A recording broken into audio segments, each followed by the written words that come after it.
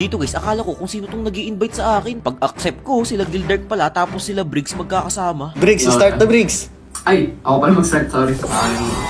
Nakalive sila pareho sa TikTok, kaya dapat pakitaan ko ng malupit na galawan tong mga to. Moscube agad ang pinik ko. Si Gildark nagkarina, tapos si Briggs nag-yuyong, wala nang maraming tanong. Nang magumpisa na ang laban, sabi ko wag na nila akong dalawan. Napansin ko sa mapa, parang gusto nila akong puntahan, kaya nagdalawang isip ako at nag-alinlangan. Wait lang, shake. Ang gana ako, shake. Di ba nga guys, ayoko nang may nangyayailam, kaya ayun, akin silang iniwan. Ang gana ako. Apa rito? Japanese po. Matapos nun, nagtungo ako dito sa midline upang maiwasan sila. Sakto naman, dumaan tong si Louie, di hindi na ako nakapagtimpi. Nakakatawa nga guys kasi papatakasin ko siya kunwari. Ang hindi niya alam, inaasinta ko na siya dito sa Gedli. May balak ka pang umuwi o ayan, tutulungan na kita.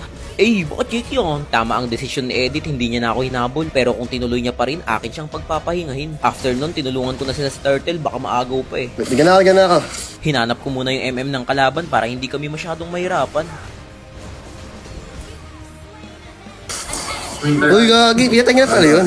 Feeling ko nabilib si Gildark sa ginawa kong yun. Marami pa akong ipapakita, hindi lang yun. Panoorin nyo kung paano magulat si Benedetta sa aking paglabas, agad siyang kumaripas. Subalit hindi ko siya binigyan ng pagkakataon upang makatakas.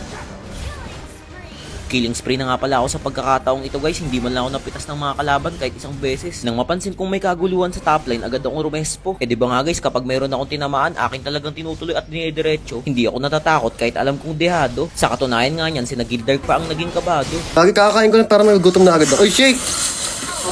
Panis! Ayun. Okay lang, Purge. Halos mapasigaw ako sa part na to. Sabi ko sa kanila, ipagiganti nyo naman ako. Kaso hindi na nila naabutan kasi lugi sa takbuhan. Okay na rin kasi yung edit ay kanilang nabigyan. Pagkabalik ko, walang nag-def dito sa bandang ibaba nila, kaya akin namang sinamantala. Nang dumating na sila isa-isa, akin pa rin pinalagan. Nice one, shake. Ayun lang. Hindi, papasokin ka yan. Huwag ka mag-ana. 1 versus 3. Ano to? Ang hirap kasi ng nila. Meron silang Melissa. Di ako makakalapit.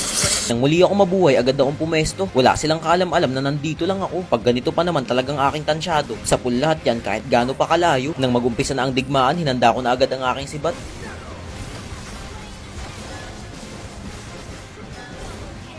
Boost na yung kalaban. Hindi naman sa pagmamayabang guys, ako ang makakapitas ng 3 sa kalaban. Wari ko yun ang naging dahilan kung bakit ang pagkapanalo ay aming nakamtan.